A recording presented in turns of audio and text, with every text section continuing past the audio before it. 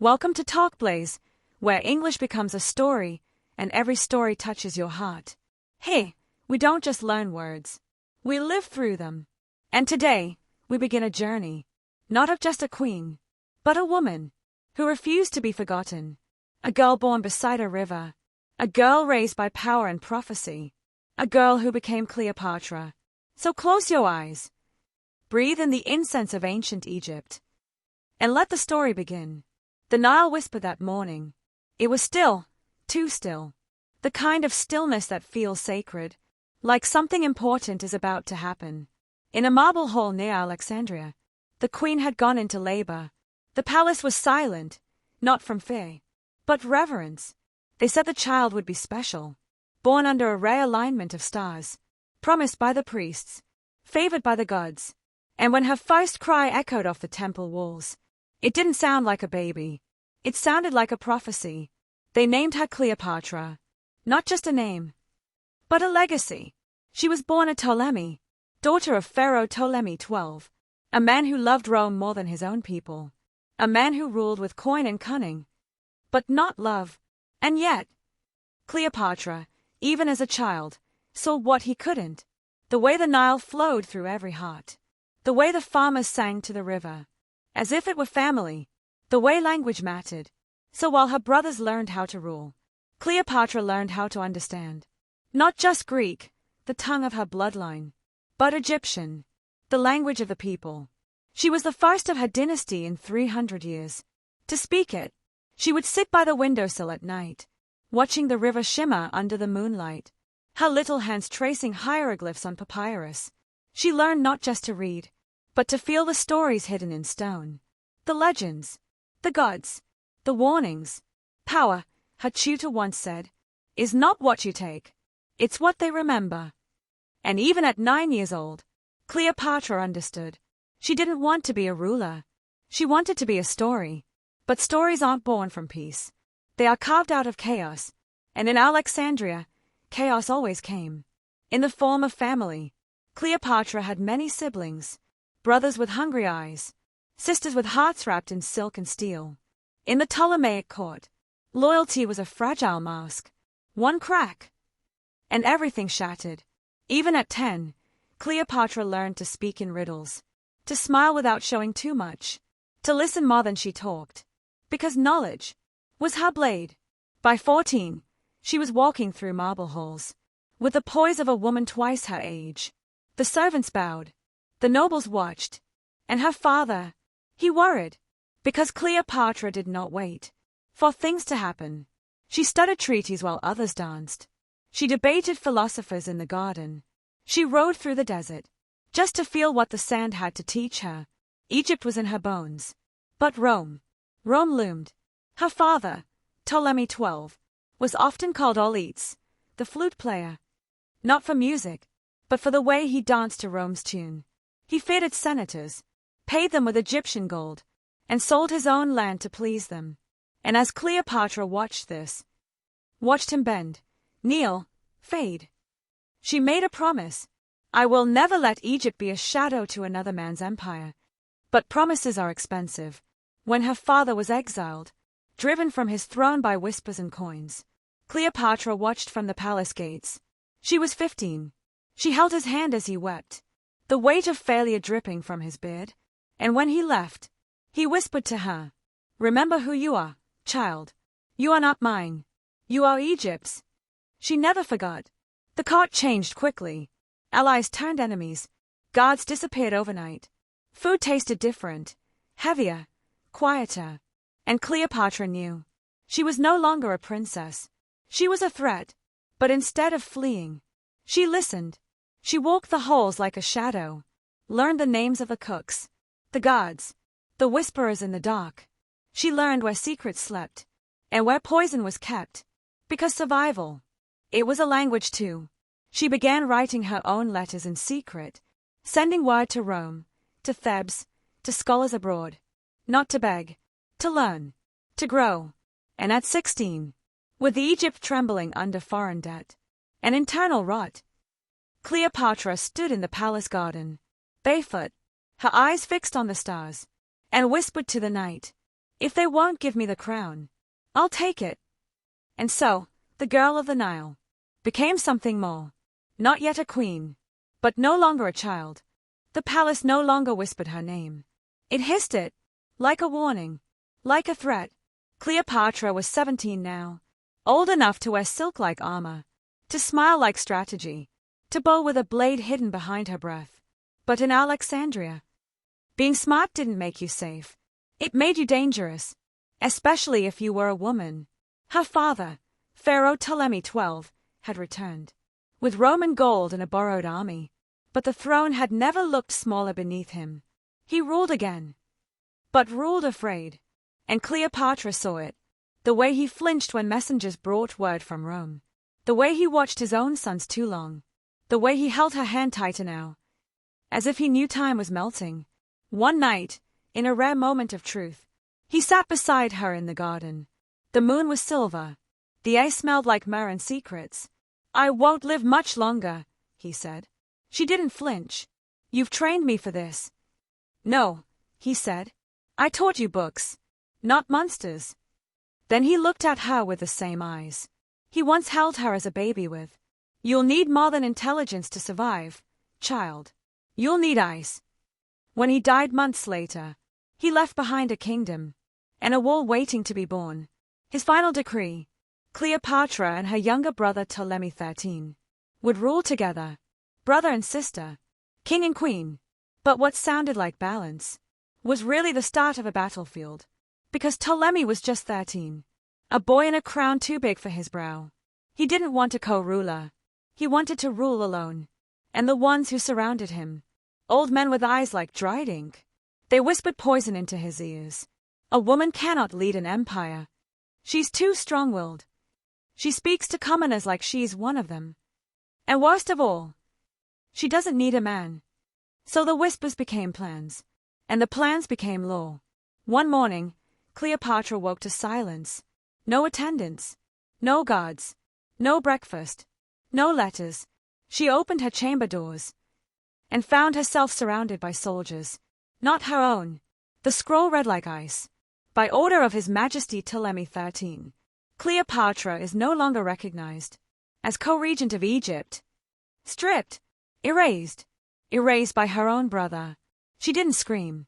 She didn't weep. She only said, "So the war begins." They banished her, not with exile papers, but with fear. No one would protect her. No one would feed her. No one would speak her name aloud. But the people, they still remembered her. The woman who rode to temples alone. The woman who spoke in their language. The woman who loved Egypt not from a throne, but from her feet in its soil. So when she fled to the desert, it was not in disgrace. It was in disguise. A boat, a cloak, and a plan. For weeks, she hid near the Red Sea, writing letters with shaking hands, practicing her speeches in the mirror of the water, mapping every step she'd take back. Because Cleopatra wasn't just surviving. She was returning, but not through the front gates, not with begging, not with tears. She would return through the one door her brother had left unguarded, Julius Caesar. At the time, Caesar was in Alexandria, a guest, a victor, a man made of ambition and battle. He came to settle debts, to take taxes, to speak of peace, but only if it looked like Rome. Cleopatra watched from the shadows, listened to his speeches, studied his habits, and when the city's palace hosted a feast, she saw her chance. She sent word to her most trusted ally, "Bring me into the palace, not as a queen, as a gift." That night, while the torches burned in gold, and Caesar dined on figs and wine, a servant rolled in a large Persian rug. He announced it was from a noble admirer, a symbol of Egypt's elegance. Caesar, amused, motioned to unroll it, and there, tangled in linen, eyes wild, heart steady, was Cleopatra, not begging, not frightened, smiling. The room stilled. Even the wine stopped swirling. She stood, straightened her spine, and said with perfect Roman, "Forgive the entrance. I find doors too predictable." Caesar laughed, and Egypt's history split down the middle. The palace walls had never felt colder, not because of the marble, but because of the men inside it. Men with power, men with armies, men with eyes that saw Cleopatra as a woman trying to wear a crown she had no business holding. But that night, after her rug entrance, everything changed. Caesar looked at her for a long time, not as a Roman, not as a conqueror, as a man who had seen every kind of ambition, but never one that wore eyeliner and smelled like blue lotus. She poured him wine with her own hands, held his gaze, spoke little, smiled less, because Cleopatra understood something most rulers never did. Silence is sometimes louder than speeches. Outside the palace, Alexandria trembled. Her brother, Ptolemy XIII, fumed. The moment he learned Caesar had met with Cleopatra, he accused her of witchcraft, of seduction, of betrayal. He stormed the palace gates, demanded an audience, and found Caesar waiting, alone, calm, and not amused. "You're very young," Caesar said coolly, "to be so threatened by your sister." Ptolemy's face turned pale with fury. He screamed, cried, tore his royal diadem from his brow, and threw it on the ground like a broken toy. But Caesar, he simply bent down, and picked it up, brushed it off, then placed it gently on a nearby statue. "Respect the crown," he said, "even if you're not yet worthy of it." In private, Caesar met Cleopatra again. They spoke on balconies above the sea, their words weaving between stars and tension. She spoke of Egypt's soul, its history, its gods, its people, not with flattery, with fire, and Caesar, who had once burned entire cities, felt something shift. "You're more Roman than the Romans," he told her, "and more dangerous." She smiled. "I prefer the word unforgettable." But outside, Alexandria boiled. The people were divided, half still loyal to Ptolemy, raised on the belief that a man should always rule, half murmured Cleopatra's name, like a spell, a hope, a memory not yet dead. And in the shadows of the city, Ptolemy's advisors plotted. They wanted Caesar gone, dead, if necessary, and Cleopatra, silenced, erased. They didn't realize she was always one step ahead. That night, word reached Cleopatra's ears, through a servant who owed her more than coin. The plot was simple. Caesar was to be ambushed. In the eastern courtyard of the palace, 5 men, daggers dipped in serpent venom. No witnesses. She wasted no time. No panic. No theatrics. Just a simple sentence to her guard. "Prepare my cloak. We walk with the storm tonight." Rain fell like prophecy. The sky split in flashes of silver. The sea roared like it remembered something. Cleopatra moved through the corridors, with the grace of a ghost, barefoot, silent, cloaked in deep violet. She reached Caesar first. He was alone, examining maps by candlelight. "Come for a lesson in strategy?" he asked dryly.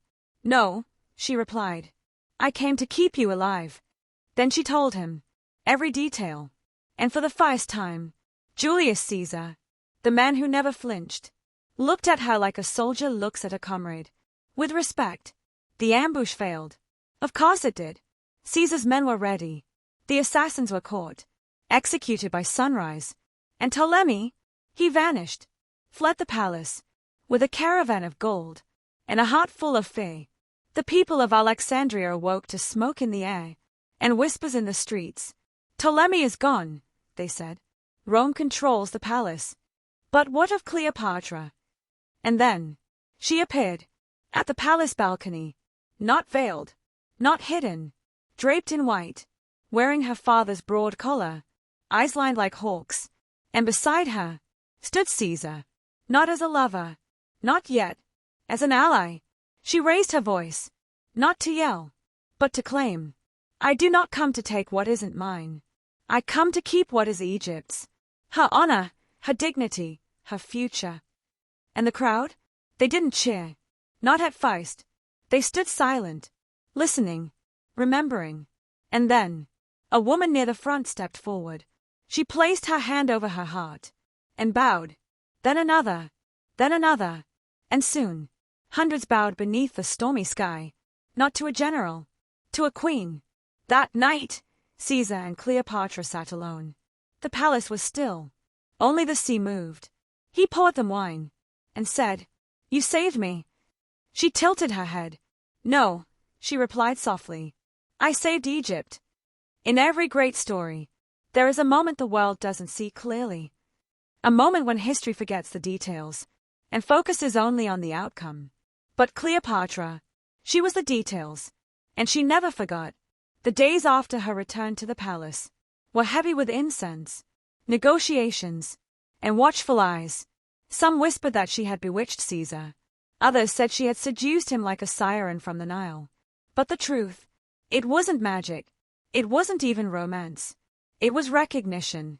Two rulers, both shaped by betrayal, both sharper than they appeared, both lonely in rooms full of people. Caesar was used to being obeyed, feared, flattered.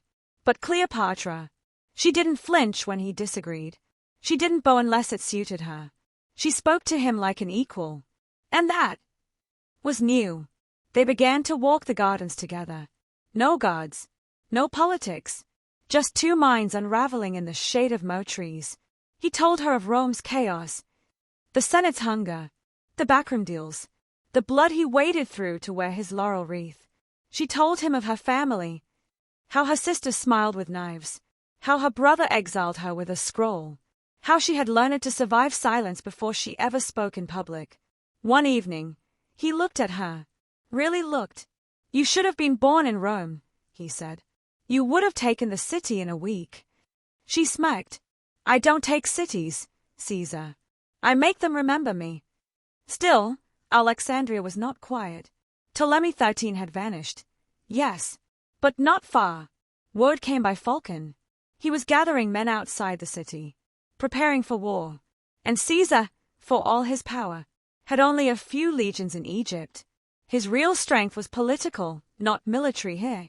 Cleopatra knew this. So she did what she had always done best. She turned her greatest threat into her stage. A public coronation. That was her answer. A royal ceremony.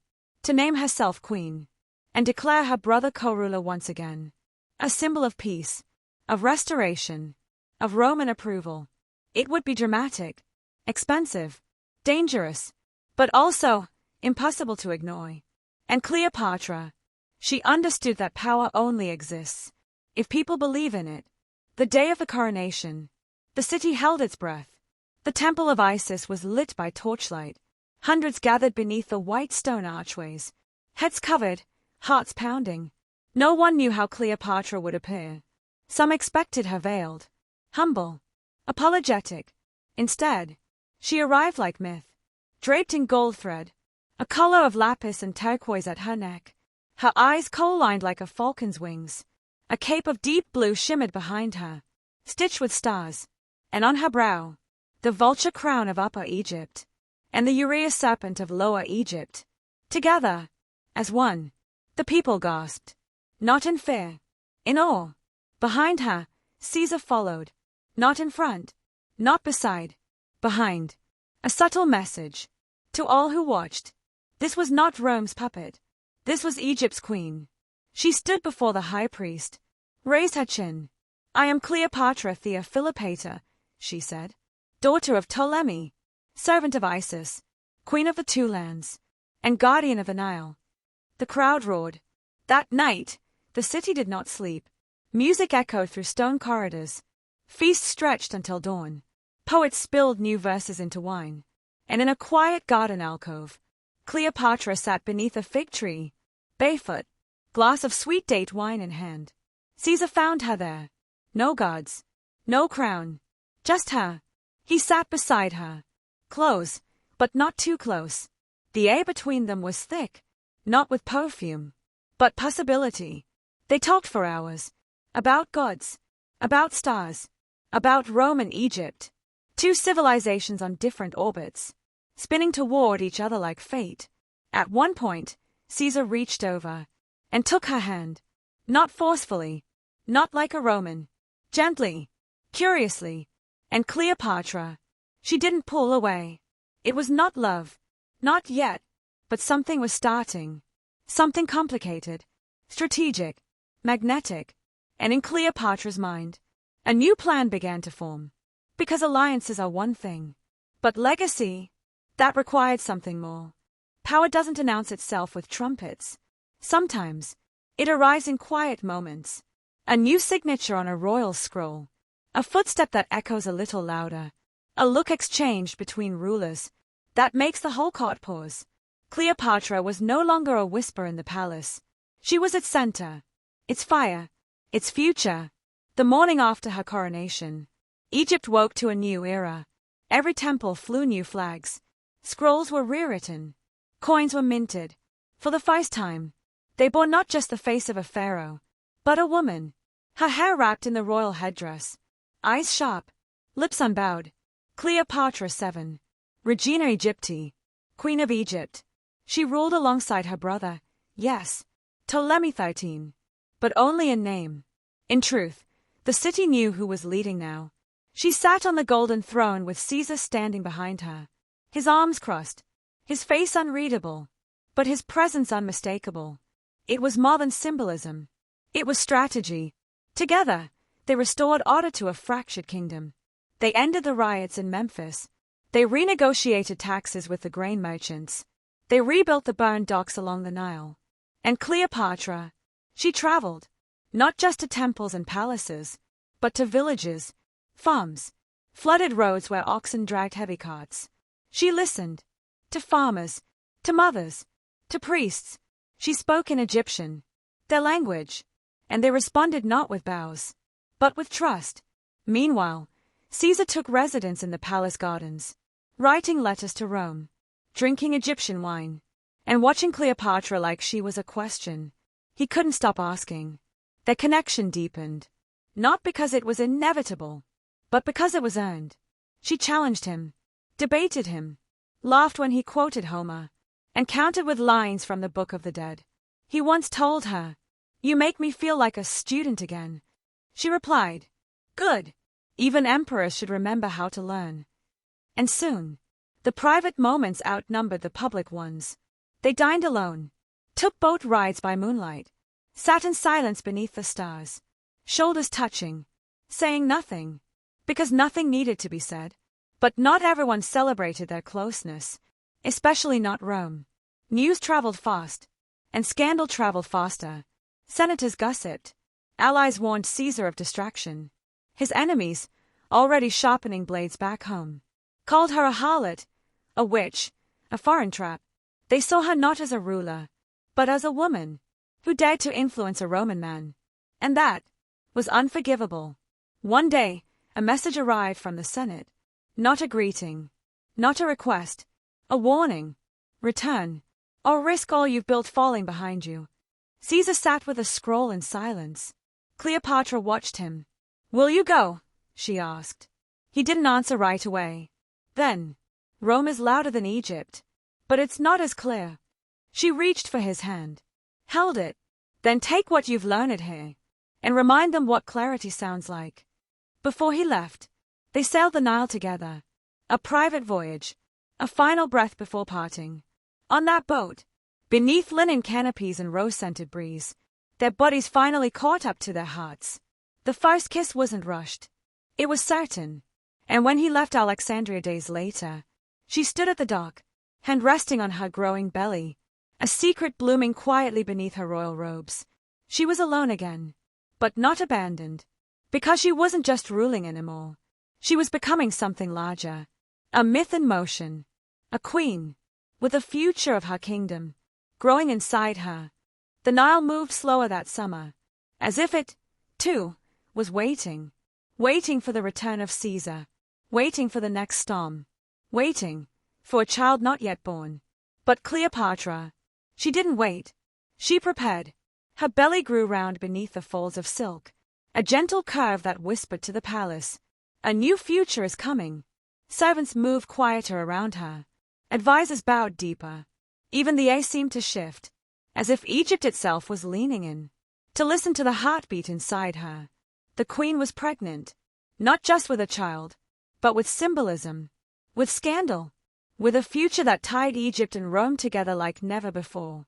The father, Julius Caesar, and every senator in Rome could feel the ground shifting beneath them. Letters came daily from across the Mediterranean. Some congratulated her, thinly veiled and laced with fear. Others warned her that aligning herself too closely with Caesar was a risk Egypt couldn't afford. But Cleopatra knew. She wasn't just carrying a child. She was carrying leverage.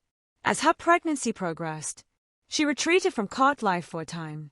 Not into silence, but into intention.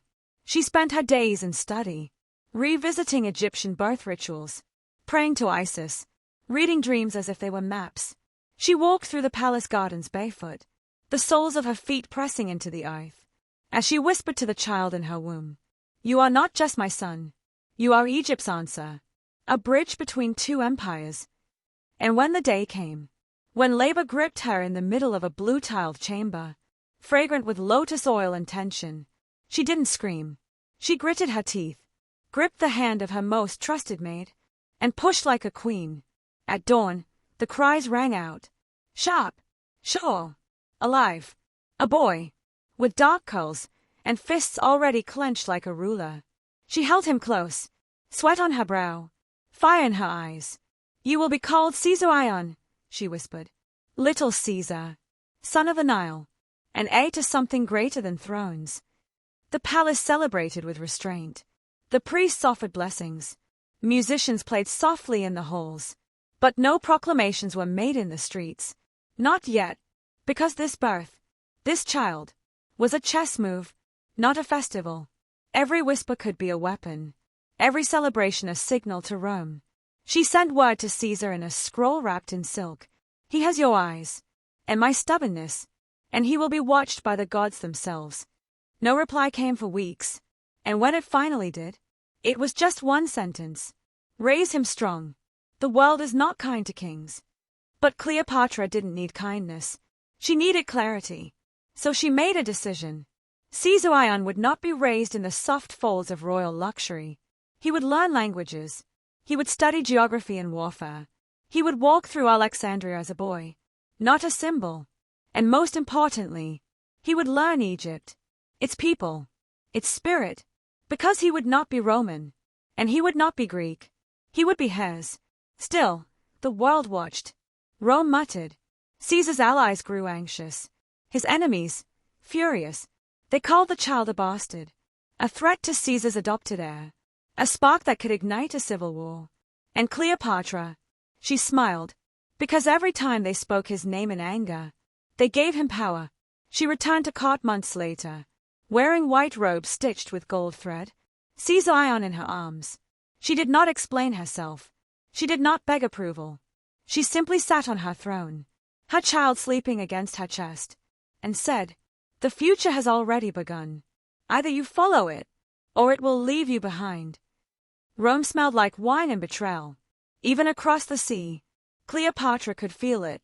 She would sit on the palace balcony at dusk, Caesar Ion curled against her chest, and stare toward the west, toward the empire that now held her future in its clenched fist. It had been nearly a year since Caesar returned to Rome. He had left Egypt a hero, with Cleopatra's kiss still lingering on his cheek, and promises too big for paper. But Rome had changed. It didn't want a hero. It wanted control. And Julius Caesar, with his Egyptian queen, his foreign son, and his unchecked ambition, was starting to look less like a leader, and more like a threat. He returned to thunderous applause, but the cheers were thin, performative. The Senate, once cautious, now felt cornered. Caesar had declared himself dictator for life. He wore papal robes, accepted laurel crowns in public, and commissioned statues in his likeness. To many in Rome, this was no longer a republic. It was becoming a monarchy. And behind every crown, they saw the shadow of a woman, Cleopatra. In Alexandria, the queen heard rumors like wind. She read Caesar's letters carefully, each sentence a puzzle, each phrase weighed for tone. He wrote about infrastructure, about grain, about law, but not about them, not about the child, not about her. One night, she called for her most trusted scribe. By candlelight, she dictated a letter meant not for Caesar, but for the Senate. "Do not mistake my silence for surrender. I am not your puppet, nor is my son your mistake to erase. He is born of two worlds, and will inherit both." She sealed it with wax, stamped it with her sigil, and sent it across the sea. But it never arrived. The ship was stopped near Crete. The letter burned.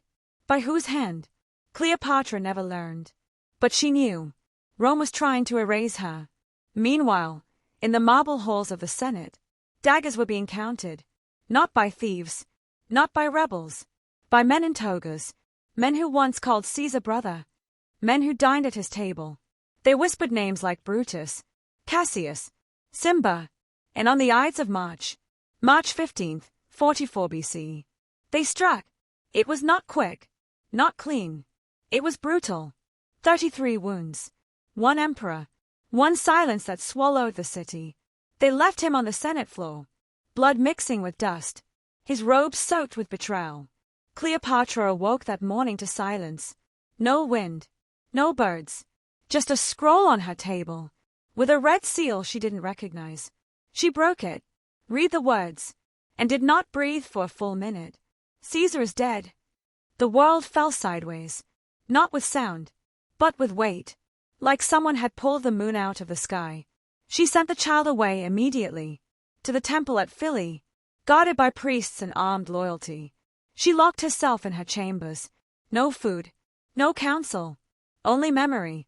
The man she had trusted, the man she had given herself to, the man who held the future of Egypt in the palm of his Roman hand. Gone, and worse, killed by his own people. 3 days passed. When she emerged, she wore mourning robes, black linen, veiled in silver thread. The court bowed. No one spoke. She sat at the throne, eyes hollow but dry. They think this ends with his blood, she said. But we haven't even begun. Because Cleopatra understood something Rome never did. You can kill a man, but not a legacy. The world had not yet caught its breath. After Caesar's fall, when Rome sent another storm across the sea, not a dictator, not a philosopher, but a soldier, with laughter like thunder, and hands that had held both glory and grief. Mark Antony. Cleopatra first heard his name whispered. In the palace garden, a messenger arrived, dust-covered and breathless.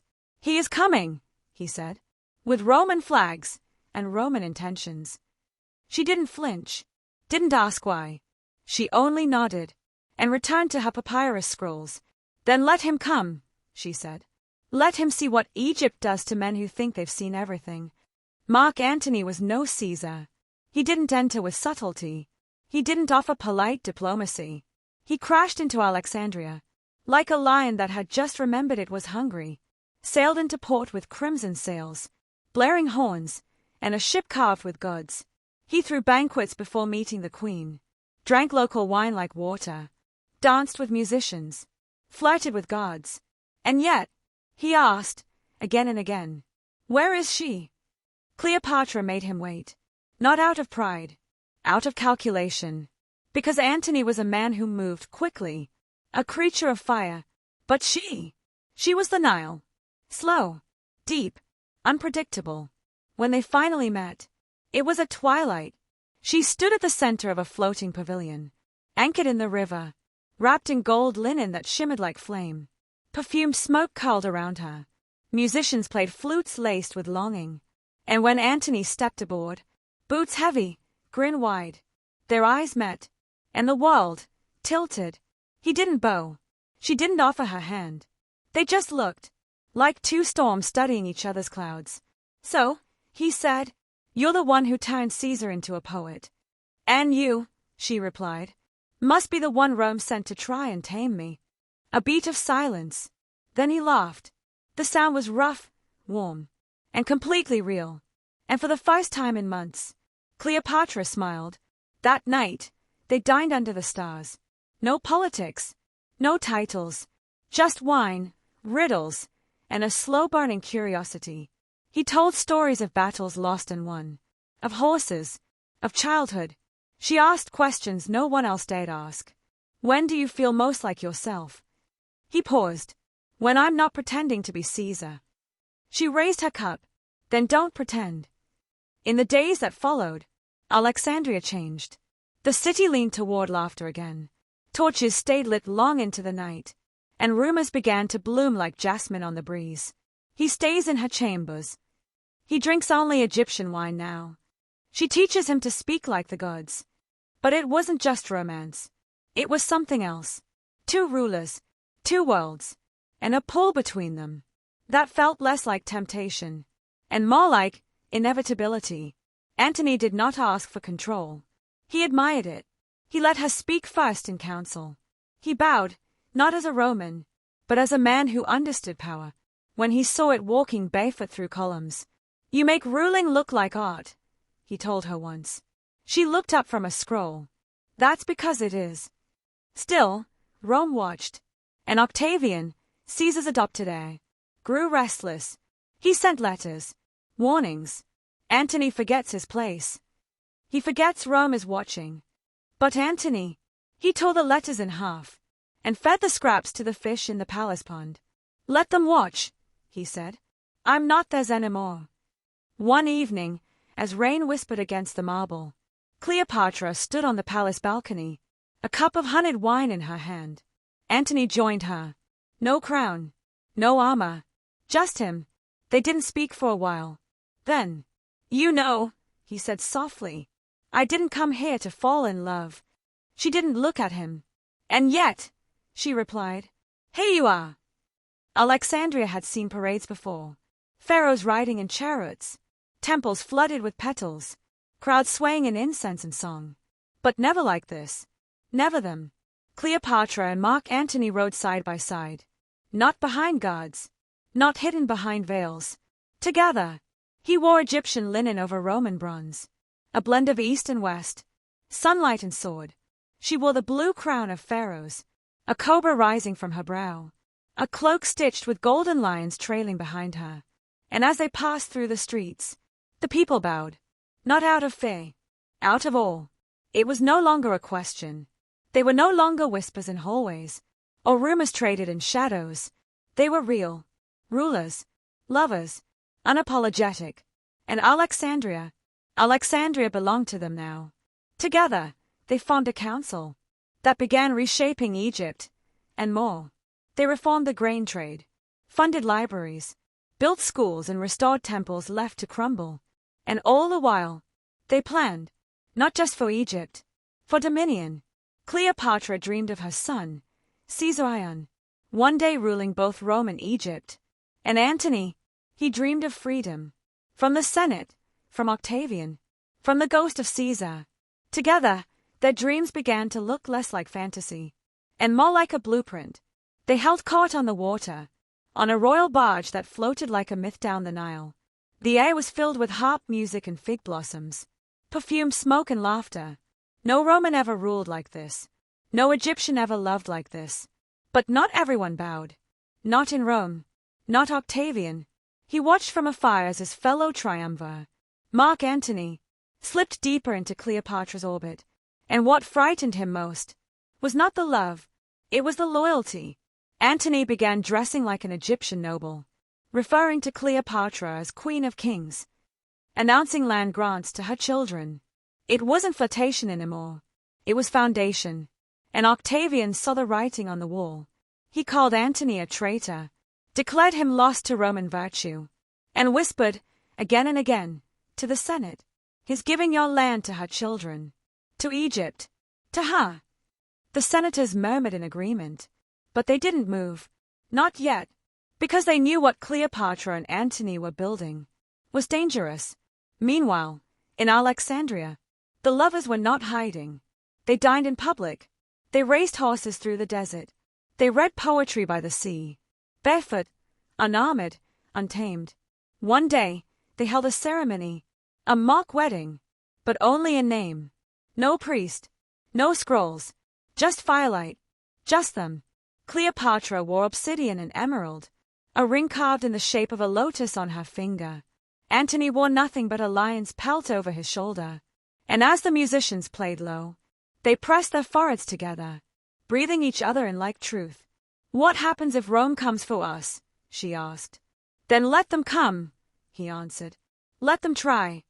"You forget," she whispered. "Rome doesn't fight fair. Neither do we."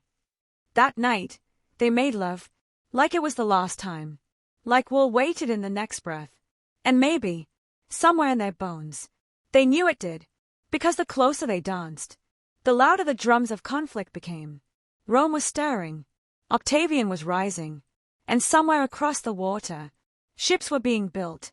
There was a rhythm to their reign now, like the rising and falling of the Nile. Cleopatra and Mark Antony ruled not as guests in each other's world, but as something new, something the world had never seen. Two lions on one throne. Their palace stretched like a myth across the Alexandrian coast. Courts carved in ivory and lapis, gardens bursting with date palms, and a scent in the air that always smelled like ambition. People no longer whispered. They spoke. They rule as one. She is the pharaoh. He is her blade. And in Rome, that truth echoed like thunder. Antony was no longer hiding behind his Roman titles. He had divided the eastern provinces, Armenia, Cyrene, Parthia, and granted portions of them to Cleopatra's children. Yes, children, because by now, they had three together, twins, Alexander Helios and Cleopatra Selene, named for the sun and moon, and a third, Ptolemy Philadelphus. Each child was wrapped in silk, blessed in temples, presented to the people like gods reborn. Antony held a grand ceremony in Alexandria's gymnasium, a declaration not just of love, but of dominion. He called it the Donations of Alexandria. Before a crowd of thousands, he named Cleopatra Queen of Kings. Caesar Ion, her firstborn son, was declared King of Kings, heir to both Rome and Egypt. The crowd erupted, trumpets blared, and Cleopatra stood tall in a throne of gold, her children beside her, crowned not by religion, but by power. But far across the sea, Octavian sat in a cold chamber, clutching a copy of that same speech, and he seethed. He's given Egypt Rome's land, given his bastard children kingdoms, and his loyalty to her, to Cleopatra, the foreign queen, the snake, the sorceress. He made sure the Roman people heard these names, and soon they weren't just whispers, they were weapons. Back in Alexandria, Cleopatra understood exactly what was coming. She saw it in the change in Antony's eyes, in the way he paced more often, wrote more letters, slept less. She knew what war smelled like, and it was close. Still, she did not flinch. Instead, she expanded. She reformed trade routes along the Red Sea, bolstered alliances with Nubia and Arabia, funded scholars in the Library of Alexandria to chart new star maps, as if even the heavens might someday need her. Antony trained legions near the coast, built fleets, sent emissaries across the Aegean to gather forces. They were preparing, yes, but not just for defense. For Rome itself. One night, as they stood beneath a sky smitten stars, Cleopatra reached for his hand. "Are we mad?" she asked. "Only if ambition is madness. You've burned every bridge behind you. Then we have only one path left. Forward." But even love built in flame must face the storm. And Octavian was the storm. He knew how to strike, not with swords at first, but with words. He made speeches in the Senate, held up Antony's will, stolen from the temple of the Vestal Virgins, and read it aloud to Roman citizens. He wishes to be buried in Alexandria. He gives Cleopatra's children Roman lands. He calls Caesar Ion the true son of Julius Caesar. Gasps filled the Senate. Fists clenched. Blood boiled. Rome was no longer a city of debate. It was a city sharpening its teeth. And across the water, Cleopatra watched the horizon darken. Still, she dressed in silk. Still, she ruled with poise. Still, she raised her children with the calm of a goddess. But in her eyes, the storm had already begun. Rome no longer whispered. It roared, and the name on every senator's tongue was not Caesar, not Antony. It was Cleopatra. They painted her as a villain, the serpent queen, the harlot of the Nile, the sorceress who ensnared Roman greatness. With honeyed words and bay feet, Octavian stood in the Senate chamber, holding up the will of Antony, like a weapon. His voice rang like steel. "This man, Mark Antony, has betrayed us. He bows to Egypt. He gives Roman land to a foreign queen. He dares call her son, Caesar Ion, the true heir to Caesar himself." Gasps echoed across the chamber. Fists struck marble tables. And then, silence. A dangerous kind. The kind that agrees. It was not just politics now. It was personal. Octavian was not just fighting for power. He was fighting for Rome's identity. And he made sure the people felt it. He's no longer Roman, he told the crowds. He's Egyptian. Corrupted. Lost. And then he said the one thing that turned murmurs into war cries. This is not a civil war. This is a war against Cleopatra. Back in Alexandria, Cleopatra read the translated speech in silence. She did not cry. She did not shout. She studied it. Every word, every pause, every lie. Then, she stood and summoned her generals. So, she said, it begins. Antony was furious, pacing, ranting. He had faced 1,000 enemies, but none who twisted truth like Octavian. He wanted to storm Rome immediately, to crush the Senate, to plant Egyptian banners on the Capitol steps. But Cleopatra stopped him.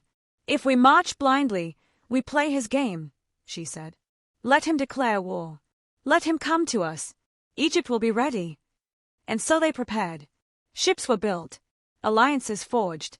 The harbors of Alexandria filled with sails. Phoenician war vessels. Greek triremes. Nubian reinforcements. From the balcony above the harbor, Cleopatra watched them gather. She stood barefoot, her youngest child on her hip, and whispered to the wind, "Let Rome sail. Let them come." Octavian did. He was ruthless, efficient. He cut off trade routes to Egypt. He isolated Antony's allies. And most importantly, he played a game Cleopatra knew well. Public opinion. He circulated coins bearing her image, but not with reverence. With mockery. Her face distorted. Her crown exaggerated. A snake coiled around her neck. He released pamphlets to Roman cities. The queen feeds Romans to crocodiles. The queen calls herself Isis reborn. The queen wants to rule Rome through her womb. Lies, but clever ones. Meanwhile, Antony's reputation crumbled. His Roman soldiers, though still loyal, grew restless. He had abandoned his wife, Octavia, Octavian's sister. He had fathered foreign children. And now he was fighting for a woman Rome had been taught to hate. Every word Octavian spoke was poisoned with purpose. Still, Antony stood by Cleopatra. Every night, he dined with her, read war maps by candlelight, taught Caesarion how to hold a blade. And once, just once, he wept. "What if I've made a mistake?" he asked, voice cracking. She didn't comfort him with softness. She said, "Then we will burn for it, but we will burn together." That was the moment, the true beginning of the end. Not because of weakness, but because they made a choice. To fight Rome, to fight Octavian, to fight for a world where they ruled by love, not birthright. And that kind of world terrified the one that existed. There's a silence that comes before war. Not peace, not calm, but something heavier, something that knows. It hung over Alexandria like a curtain of smoke.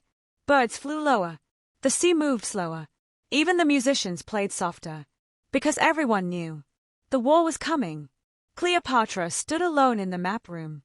The papyrus spread before her like prophecy. She traced the Mediterranean with her finger.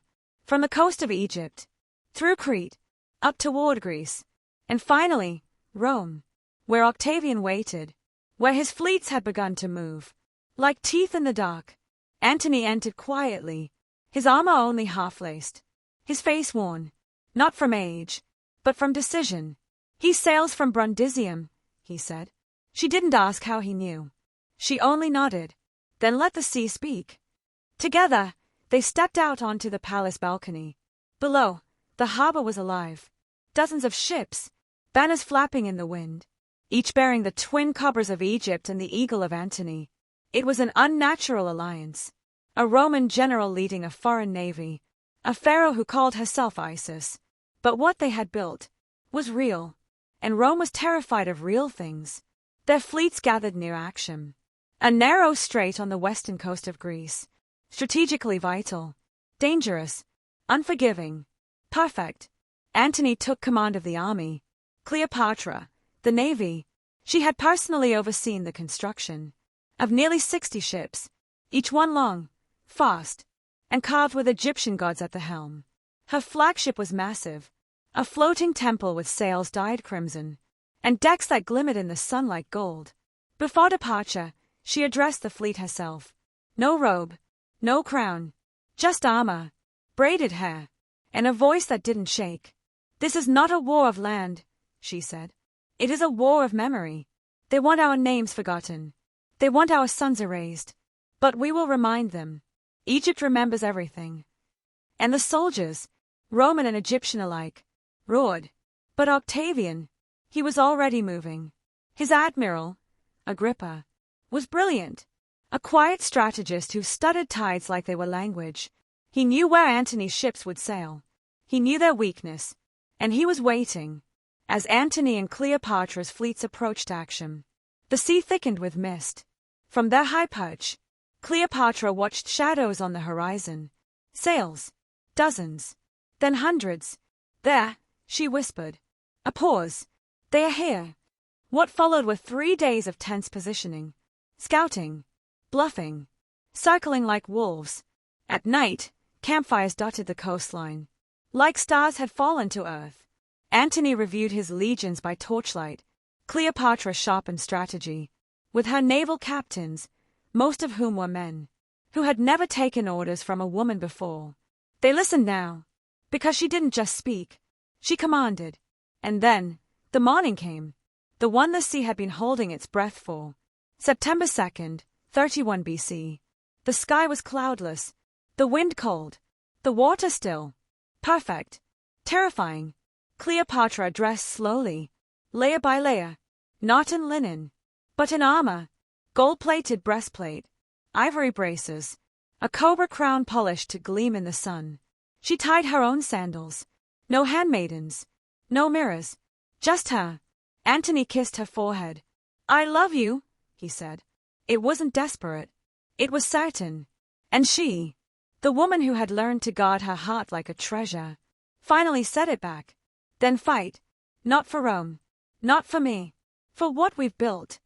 As the horns blared, as ships began to move, as steel kissed the morning air, Cleopatra stood at the helm of her flagship, the wind in her face, her navy behind her, and in the distance, like a closing fist, Octavian's fleet approached. The sea would turn red before nightfall. But now, it was still, waiting, ready. The sea was still, too still, and in the stillness, there was a sound, not of waves, but of waiting. Above the blue horizon, the flags of Rome and Egypt danced in opposite winds. Cleopatra stood at the helm of her flagship, her gaze locked on the distant silver specks. Octavian's ships, advancing like slow, certain teeth. Behind her, Antony's fleet fanned out. Tight, disciplined, eager. It should have been a perfect formation. It should have been glory. But Cleopatra felt it in her bones. Something was wrong. The battle began just after midday. Antony's ships surged forward. Catapults launched flame, and archers painted the sky with death. Cleopatra gave a signal, and her navy split like a crescent, a formation she had designed herself. But then, hesitation. Orders from Antony's captains stalled. One ship moved too soon. Another failed to flank in time. Messages crossed. Flames rose. And suddenly, Agrippa's ship slipped between Antony's like daggers through silk. It wasn't an ambush. It was precision. On Cleopatra's deck, her admirals shouted over the chaos. "We're cut off from the west flank. Signal Antony's main fleet. They are turning. They are turning." And then she saw it. Saw what the sea already knew. Antony's ships were retreating. At first, she thought it was strategy. A loop. A regroup. But no. One of the Roman squadrons, under Antony's own commander, broke formation completely and began sailing toward Octavian. Desertion. Betrayal. Cleopatra's breath caught. She looked to the shore, to the burning horizon, to Antony's flagship, and there he was, frozen, watching his fleet crumble. The water turned red. Egyptian ships caught fire. Men leapt into the sea, screaming names, begging gods, gripping shields already sinking. And then, She made a decision. Not with fear. With clarity. She turned to her helmsman. Sail east. Now. But, my Queen Antony. Now. Her fleet shifted. Not all, just her personal guard. Her ship, the last line of legacy. They cut through the wreckage. Sails full. Leaving behind the screams. Not because she was running. Because she understood. If she died here, so did Egypt. So did Caesarion. So did the future she had bled for. This was not cowardice. It was strategy. Behind her, Antony saw her sails disappearing over the sea. He did not shout. He did not rage. He simply followed. His ship broke through the smoke. He abandoned the fight. The rest of the fleet, his Roman fleet, collapsed without him. By nightfall, action was no longer a battlefield. It was a graveyard. And Octavian, he stood on the western cliffs, watching Antony flee, watching Cleopatra vanish, and whispered to no one, "Let the world remember this day." When Antony found her again, days later, he burst into her chamber, his face hollow, his armor unpolished, his eyes wild. "You left," he said. "So did you. I thought you abandoned me. I thought you'd die." Silence. Then he fell to his knees. A Roman general, a lion, collapsed at the feet of a queen. "We've lost," he said. She didn't answer right away. Then, "No, we've begun the end." They still had Alexandria, still had troops, allies, gold. But what they'd lost at Actium was not just a battle. It was Rome's fear. Octavian was no longer afraid of them. And that was dangerous. There was no parade, no trumpets, no torches, no crowd gathered at the docks. When Cleopatra returned to Alexandria, the city was quiet, the kind of quiet that clings to walls. Long after war has spoken its first word, the queen disembarked in silence, her gold-threaded cloak stained with smoke, her eyes rimmed red, her shoulders straight. Antony followed, his steps slower, his gaze heavy with ghosts. The soldiers who remained lined the palace steps. They didn't cheer. They saluted, not out of joy, but respect, because what stood before them was not a defeated woman, but a wounded lioness. Inside the palace, the air was thick with absence. The halls that once rang with music now echoed with every step. Tapestries hung heavier, curtains barely moved, and the marble felt cold. She walked through it all, each corridor a memory. Here, she danced with Caesar. Here, she'd kissed Antony for the first time. Here, she had held her children, told stories, made promises. And now she was walking through a kingdom, already turning to smoke. She summoned the court that evening. Every advisor, every general, every priest, noble, and ally, who hadn't fled during the silence. She entered in full regalia, crown straight, staff in hand, neck adorned with lapis and defiance. They all rose. She did not smile. "Rome is coming," she said. "Let no one pretend otherwise. But we do not welcome them. We do not bow. We do not forget who we are." Her voice didn't tremble, but it boned. Outside the walls, Alexandria prepared for siege. Barriers were built, armories stocked, gold was hidden beneath the temples. And Cleopatra, she began planning everything. She met with her scribes in secret chambers, dictated scrolls of inheritance, wrote letters to distant kings. She sent Caesarion, her eldest, south, under heavy guard, toward Upper Egypt, toward safety. "You are Pharaoh now," she told him. "Even if the world tries to erase it, even if I am not there to crown you."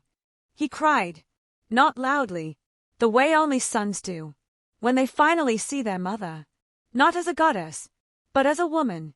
She kissed his forehead. "Live, that is the one thing Rome cannot take from you." Meanwhile, Antony unraveled. He tried to train the troops, but his heart wasn't in it. He drank, paced, disappeared for hours into the catacombs. Cleopatra watched it all, not with contempt, with grief, because she knew the war had not just taken his men.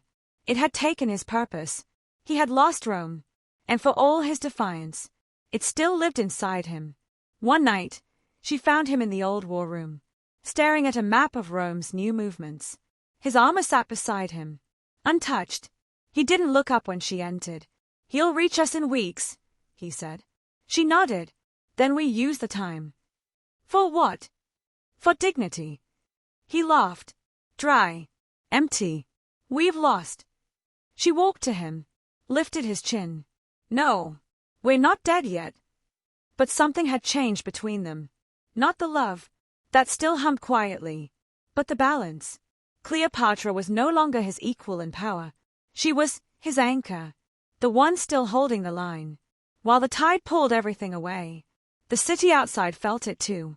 Markets grew quiet. Temples burned more incense. People left offerings not for celebration, but for mercy. The Nile slowed. Even the wind seemed to whisper, "They are coming." And then one morning, word reached the palace. Octavian had crossed into Egypt. It happened in the morning.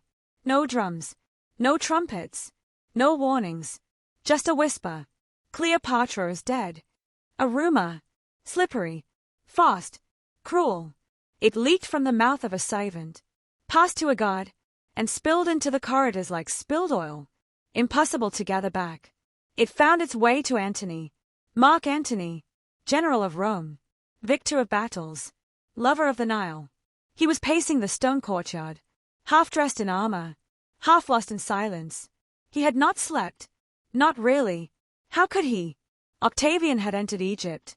Alexandria was bracing. His army was thinning, and hope was becoming more memory than plan. And then, the whisper reached him. "She's gone. The queen, she took her life." He did not question. He did not wait for confirmation. Did not search for facts.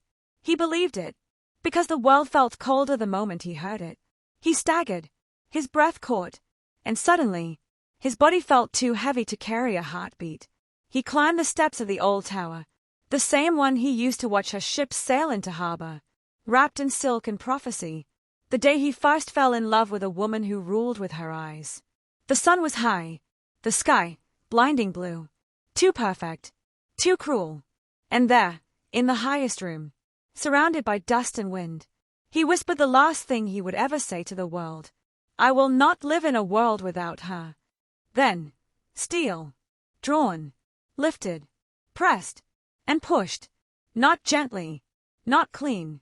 The blade struck just beneath his ribs, meant for his heart, but missing it by a fraction. A mistake, or fate. He fell. A lion bleeding not on the battlefield, but in memory's quietest room. But death did not come swiftly.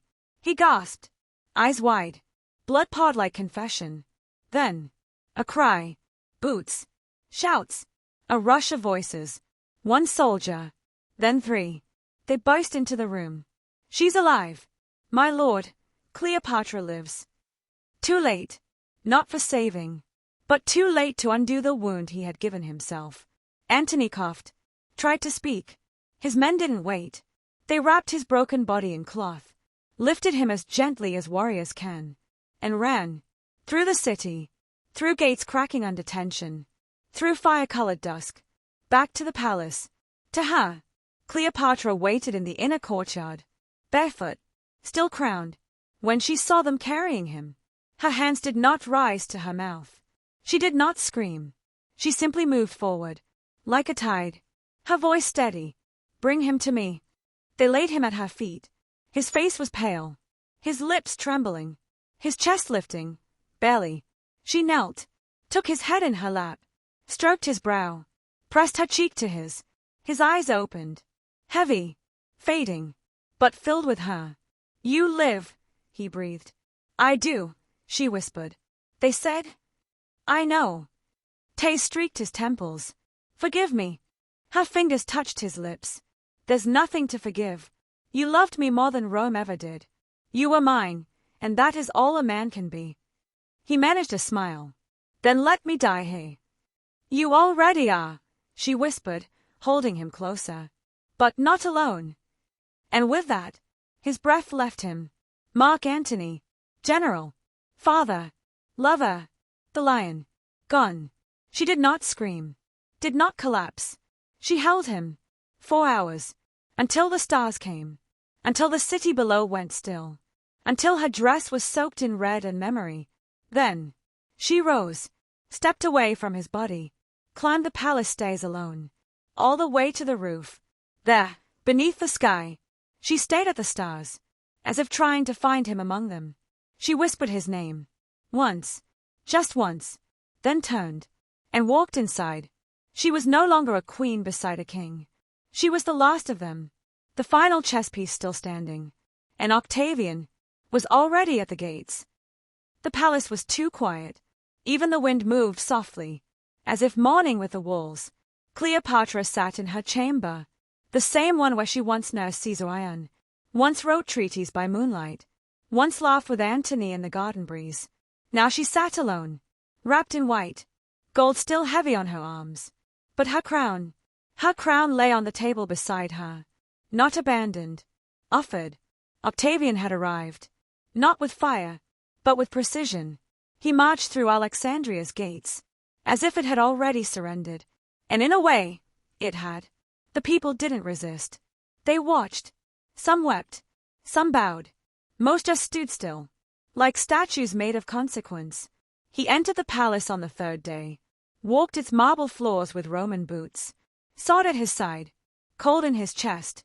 He expected resistance, expected threats, drama, negotiation.